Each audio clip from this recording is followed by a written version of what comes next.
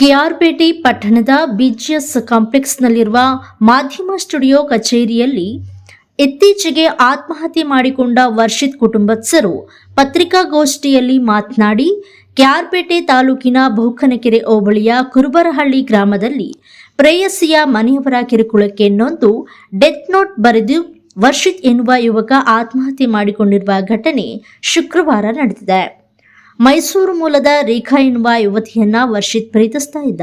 ಇತ್ತೀಚೆಗೆ ನಿಶ್ಚಿತಾರ್ಥ ಕೂಡ ಮಾಡಿಕೊಂಡಿದ್ರು. ಆದರೆ ನಿನ್ನೆ ರಾತ್ರಿ ಡೆತ್ ನೋಟ್ನಲ್ಲಿ ತನ್ನ ಸಾವಿಗೆ ರೇಖಾಳ ಅಪ್ಪ, ಅಮ್ಮ, ಅಜ್ಜಿ, ಚಿಕ್ಕಪ್ಪ, ಚಿಕ್ಕಮ್ಮ ಕಾರಣ ಎಂದು ಬರೆದು ಯುವಕ ಸಾವಿಗೆ ಶರಣಾಗಿದ್ದಾನೆ.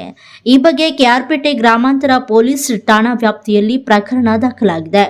ಈ ಕೊಲೆಗೆ ಕಾರಣರಾದ ರೇಖಾಳ ಅಪ್ಪ, ಅಮ್ಮ, ಅಜ್ಜಿ, ಚಿಕ್ಕಪ್ಪ, ಚಿಕ್ಕಮ್ಮ ನ್ಯಾಯಯುತವಾಗಿ ಶಿಕ್ಷೆಯನ್ನು ವಿಧಿಸಿ ನನ್ನ ಮಗನಾದ ವರ್ಷಿತ್ಗೆ ಆದಂತಹ ಅನ್ಯಾಯ ಅಮಾಯಕರ ಯುವಕರಿಗೆ ಆಗಬಾರದೆಂದು ಪತ್ರಿಕಾಗೋಷ್ಠಿಯಲ್ಲಿ ತಮ್ಮ ಅಳಲನ್ನ ತೋಡಿಕೊಂಡ್ರು. ನನ್ನ ಮಗ ಮೈಸೂರಲ್ಲಿ ರೇಖಾ ನೌಕರಿ ಇಷ್ಟಪಟ್ಟಿದ್ರು. ಬೆಟ್ಟದ ಕೂಡ ಕೆಲಸ ಮಾಡ್ತಾ ಇದ್ದಾರೆ.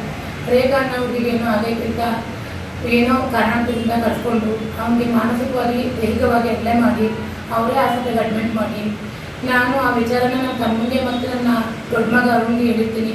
ಅವರೇ ಹೋಗಿ ಅವರು ಕರ್ಕೊಂಡು ಬಂದಿರ್ತಾರೆ. ಕರ್ಕೊಂಡು ಬಂದು ಅಲ್ಲಿ ಮನೆ ಹತ್ರ ಹೋಗಿ ನ್ಯಾಯ ಕೇಳಿದಾಗಲೂ ದೈಹಿಕವಾಗಿ ಅಲ್ಲೇ ಮಾಡಿರ್ತಾರೆ.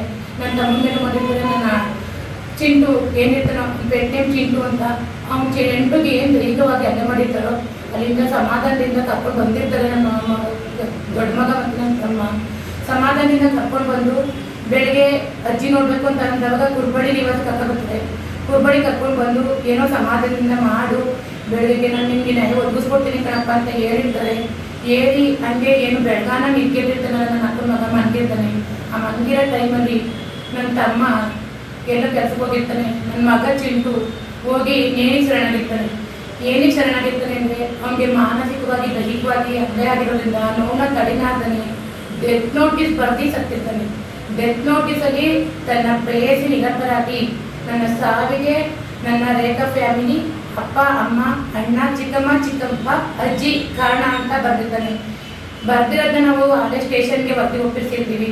ವರದಿ ಒಪ್ಪಿಸಿದಾಗ ತನಿಖೆ ನಡೆಸ್ತಾ ಇರ್ತೀವಿ. ಅವರು ನ್ಯಾಯ ಒದಗಿಸ್ಕೊಡ್ತಾರೆ ಅಂತ ನಾವು ನಂಬಿರ್ತೀವಿ. ಈಗ ನಮಗೆ ಅದು ತನಿಖೆ ನಡೀತಿರೋದ್ರಿಂದ ಮಾಧ್ಯಮದಿಂದ ನಮಗೆ ನ್ಯಾಯ ಒದಗಿಸ್ಬೇಕು ಸರ್. ಯಾಕಂದರೆ ಯಾವುದೇ ಬೇರೆ ಗಂಡು ಮಕ್ಕಳು ಶೋಷಣೆಗೆ ಒಳಗಾಗಬಾರ್ದು. ಎಲ್ಲ ಮಕ್ಕಳು ನಾವು ಕೆಟ್ಟವರು ಅಂತ ಹೇಳ್ತಾರೆ, ಎಲ್ಲ ಮಕ್ಕಳು ಒಳ್ಳೆಯವರು ಅಂತ ಹೇಳ್ತಾರೆ. ನನ್ನ ಮಗ ಏನೊಂದು ನನ್ನ ಹತ್ರ ಶೇರ್ ಮಾಡ್ಕೊಂಡಿರ್ತಾನೋ ನನ್ನ ಮಗುಗೆ ಇದರಲ್ಲಿ ನ್ಯಾಯ ಸಿಗಬೇಕು.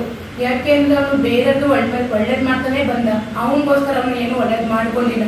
ಅವ್ರು ಎಷ್ಟೇ ನೋವು ಕೊಟ್ಟರು ನನ್ನ ಪ್ರೇಯಸಿ ನಿರಪರಾಧಿ ಅಂತ ಬರ್ದಿದ್ದಾನಲ್ಲ, ಆ ಉದ್ದೇಶಕ್ಕಾಗ ನನ್ನ ಮಗು ನ್ಯಾಯ ಒದಗಿಸ್ಕೊಡ್ಲೇಬೇಕು ಸರ್. ಯಾಕೆಂದ್ರೆ ಅಷ್ಟು ನೊಂದು ಬೆಂದು ನನ್ನ ಹತ್ರ ಕೇಳ್ಕೊಂಡಿದ್ದೆ. ನಾನು ಏನಂತ ಹಿಂಗೆ ಎಲ್ಲ ಹೊಡ್ತಿದ್ದಾರೆ, ಬನ್ನಿ ಮಾವ ಕಾಪಾಡಿ ಅಂತ ಕೇಳ್ಕೋಬೇಕಾದ್ರೆ ಕರೆ ಕಟ್ ಮಾಡಿರ್ತಾರೆ. ಇದೊಂದು ನಾನು ನೊಂದು ಹೇಳ್ಕೊಂಡಿದ್ದಾನಲ್ಲ, ಆ ಪ್ರೇಯಸಿಗೆ ಏನು ಮಾಡಬೇಡಿ ಸರ್. ಅವ್ರ ಅಪ್ಪ ಅಮ್ಮ ಏನು ಹೆಸರು ಮೆನ್ಷನ್ ಮಾಡಿರ್ತಾರೋ ಅವ್ರಿಗೆ ನ್ಯಾಯಯುತವಾಗಿ ಶಿಕ್ಷೆ ಆಗಬೇಕು. ನನ್ನ ಮಗುಗೆ ನ್ಯಾಯ ಸಿಗಬೇಕು. ನನ್ನ ಮಗುಗೆ ನ್ಯಾಯ ಸಿಗೋದಂತ ಬೇರೆ ಯಾವ ಮಕ್ಕಳಿಗೂ ನ್ಯಾಯ ಸಿಗಲ್ಲ ಅಂತ ಅಂದ್ಕೊಂಡಿದ್ದೀನಿ. ಈಗ ಯಾವ ಮಕ್ಕಳವಳು ಆ ಮಗುಗೆ ಇನ್ನೊಬ್ಬ ಅಳಿಯ ಬರ್ತಾನೆ, ಆ ಮಗುಗೂ ಈ ಸ್ಥಿತಿ ಬರೋದು ಬೇಡ. ಆ ಒಂದು ಹುಡುಗನು ಕೂಡ ನನ್ನ ಮಗ ಆಗಿರ್ತಾನೆ ಅಂತ ಅಂದ್ಕೊಂಡಿರ್ತೀನಿ. ಆ ಮಗುಗೆ ಈ ಶಿಕ್ಷೆ ಆಗಿರ್ಬೇಕು. ಬೇರೆ ಯಾವ ಗಂಡು ಮಕ್ಳಿಗೂ ಈ ರೀತಿ ಶೋಷಣೆಗೊಳಗಾಗೋದು ಬೇಡ ಅಂತ ನಾನು ದಯವಿಟ್ಟು ಮನೆಯಿಂದ ಕಳೆಯಿಂದ ಕೇಳ್ಕೊತಿದ್ದೀನಿ. ಬೇರೆ ಯಾವ ಗಂಡು ಮಕ್ಳಿಗೂ ಈ ರೀತಿ ಶಿಕ್ಷೆ ಆಗೋದು ಬೇಡ. ನನ್ನ ಮಗುಗೆ ದಯವಿಟ್ಟು ನನಗೆ ಈ ಮಾಧ್ಯಮದಿಂದ ನ್ಯಾಯ